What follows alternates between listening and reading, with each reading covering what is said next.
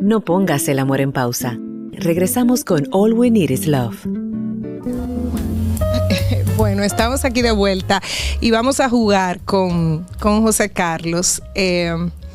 Que me parece, ya ustedes, o sea, yo sé que la conversación es corta, pero ya ustedes pueden entender, porque yo dije al principio que estas son las cosas que a mí realmente me gustan, pero yo no tengo invitados así siempre.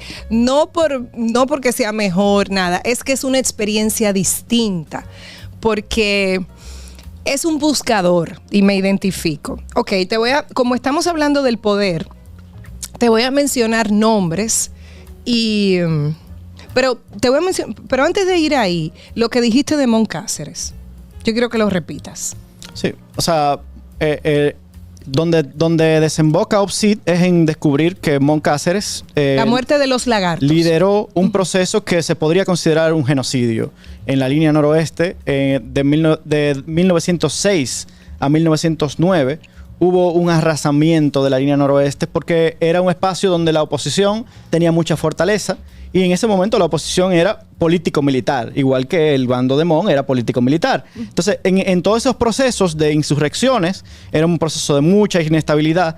Entonces, Mon Cáceres decide que él se va a quedar en el poder. Él tumbó a su presidente, él era el vicepresidente, y constituyó todo su gobierno, que era de leales de su primo Horacio Vázquez, lo constituyó en una fuerza omnipotente, nombró gobernadores a un montón de matones de procesos anteriores, reconocidos por sus asesinatos, incluso en la era de Lilis, que se supone que se oponía, y inicia un proceso que declaró que en 20 días toda la zona de la línea noroeste, estoy hablando desde Montecristi hasta Mao, hasta la frontera por el otro lado, o sea, toda esa zona fue arrasada y se hicieron campos de concentración para fusilar a los mandos medios y de base del partido jimenista, que era el Partido Liberal, el Partido Azul. Y todos esos procesos quedaron reducidos a que él en el Congreso fue y dijo: es mi responsabilidad todos los hechos de sangre, pero era necesario para pacificar la zona. Y nadie hizo cuenta, nadie sabe quiénes murieron ahí, nadie sabe qué pasó. Los historiadores lo tratan de pasada y justificándolo. Entonces, lo que yo trato un poco es de profundizar sobre ese proceso. No sobre lo historiográfico, porque realmente el interés es más comprender cómo cosas así impactan en la cultura del presente y del pasado, porque sin eso no habría sucedido Trujillo. Sin eso no habría sucedido Balaguer en los 12 años. Sin eso no habría sucedido lo que hoy sucede, ya democratizado, ya no en lo político, que sucede en cada esquina de este país. Así es. Y veníamos hablando de cómo él, de manera tan asertiva, para mí o sea, es así. O sea, el poder es una forma de violencia o muchas formas de violencia. No se llega al poder, no se llega acariciando. Y no te lo conceden. O sea, te lo conceden porque hay una serie de elementos que hacen, que condicionan a que te lo concedan. Hablemos, quisiera que... Yo sé que podrías resumirlos todos en pocas palabras, pero te voy a ir mencionando nombres y tú me vas diciendo lo que crees. Joaquín Balaguer. Muñequito de papel. Joaquín Balaguer para mí fue el continuador de la dictadura de Trujillo. O sea, es la extensión con respiración artificial foránea de la dictadura de Trujillo. Es una persona, desde mi punto de vista, muy subestimado en lo intelectual, muy sobreestimado en lo intelectual, muy subestimado en lo político.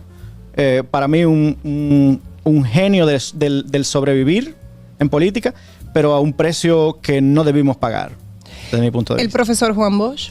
Juan Bosch es para mí un autócrata que habría sido mejor cuentista que político, y que además dejó un legado de formación política interesante para nuestro país, que yo creo que si nosotros tenemos en parte un camino democrático, le debemos mucho a él. Ahora, yo creo que hay muchas sombras que no se han evaluado y que deberían evaluarse sobre Juan Bosch. Totalmente de acuerdo. ¿Camaño? Camaño es una herencia autoritaria lamentable. Ojalá habría un liderazgo, o hubiera habido un liderazgo más orgánico y menos matón que en ese proceso. Ahora, Camaño es una realidad de nuestro país en un momento histórico específico que fue necesario y que apoyó lo mejor posible en ese momento. Peña Gómez. Peña Gómez es un sueño de igualdad simbólica, como lo fue Obama, por ejemplo, que no realizamos y que creo que hizo mucho bien al país que no se realizara porque estaba rodeado de clientelares y de procesos que no hubieran podido sostenerse en el gobierno. Ahora, me parece que sus luchas democráticas impactaron muy positivamente en que hoy fuéramos menos autoritarios como país y creo que es admirable eso. Leonel Fernández. Leonel Fernández es una oportunidad perdida para República Dominicana. Me parece que hubiera podido ser un transformador de la República Dominicana y prefirió ser abrir un proceso de una sociedad del consumo donde valía mucho más el parecer que el ser. Y es muy curioso que lo hiciera un representante de esa generación, porque fue una generación que sufrió todos los golpes del balaguerato y para mí fue una gran oportunidad perdida, que además vende procesos que ya están trasnochados, me parece. Don Antonio Guzmán.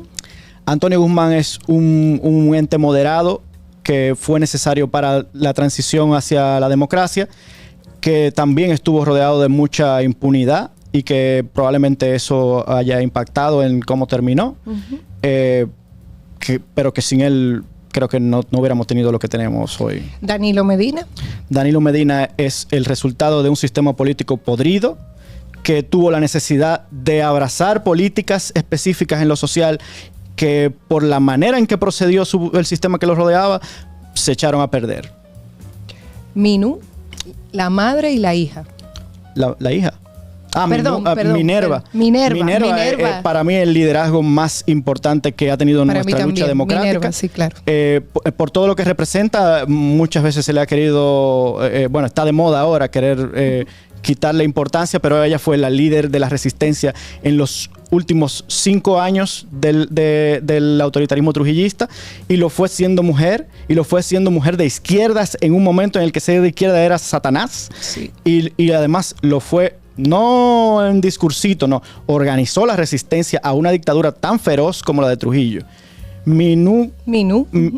Es un liderazgo que me parece interesante lo que está haciendo, porque es el primer liderazgo en nuestro país que da un paso hacia atrás y deja que otra generación haga lo que entiende que debe hacer.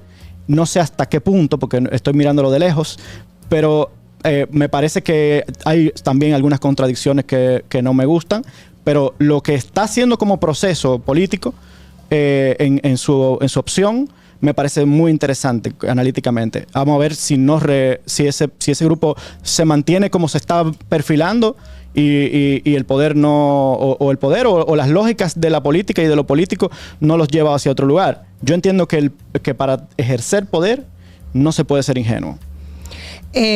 Finalmente, el presidente de la República, Luis Abinader. El presidente de la República me parece una persona con buenas intenciones, pero particularmente no me identifico con muchas de sus políticas porque son excesivamente conservadoras desde mi punto de vista, pero era un proceso necesario porque lo que venía antes ya tenía demasiado tiempo y como dijimos, tenía elementos muy cuestionables. Sí.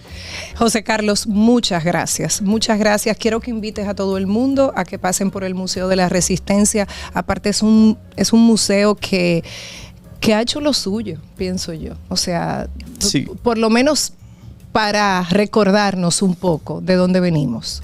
Sí. Hay que visitarlo de vez en cuando. Sí, yo creo que hace falta. Por ejemplo, para analizar estos procesos que tú acabas de preguntar. O sea, muy poca gente sabe que Balaguer tiene ahí una lista de sus víctimas Así en ese museo. Así es. O como los detalles de los mitos de cómo se construyó la dictadura de Trujillo, que hoy quieren negar. Me parece que es muy, muy interesante. Y bueno, les invito a ver la muestra Artefacto Manigua, que intenta describir elementos de una época y servir un poco de espejo a nuevos imaginarios, a formas de abordar esa historia que no hemos visto. Son imágenes Bueno, luego hablaremos del método surrealista, que es básicamente desde donde yo opero para crear esas piezas. Pero son imágenes que no van ahí a contarte las cosas aburridas que nos cuentan en la historia del colegio. Una última pregunta. ¿Tú qué conseguiste en los archivos? O sea, conseguir telegramas, por ejemplo, de miembros del Partido Azul asegurándole al Kaiser Guillermo que si ganaban ellos no iba a haber para los norteamericanos. Conseguí, por ejemplo, imágenes de archivo de panfletos de revolucionarios de 1906 declarando que si lo lees, por ejemplo, te parece una declaración de cualquier partido político de hoy. Increíble. Pero lógicamente con la parte violenta.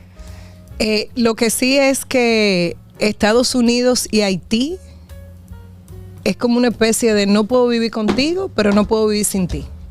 Y es parte de lo mismo. Es como un karma y un dharma. No, y yo creo que nuestra construcción tiene mucho que ver con eso. O sea, la isla de la Tortuga, que es como empieza a poblarse ese lado, era un espacio de comercio por la izquierda. Y no es culpa de Haití, sino de las potencias que se enriquecían de ese comercio. Y así continúa en el tiempo. Y así hoy, por ejemplo, lo quieren seguir exprimiendo y nosotros con unas posiciones que no tienen nada que ver con lo que deberíamos ser como vecinos.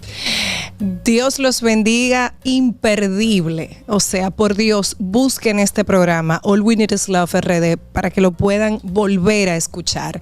A eso me refería al principio, José Carlos. No tengo manera de agradecerte, Mariana, de verdad. Y qué bueno que viniste, porque gracias hubiese sido por Zoom, tú en París. Nada más. Bueno, gracias.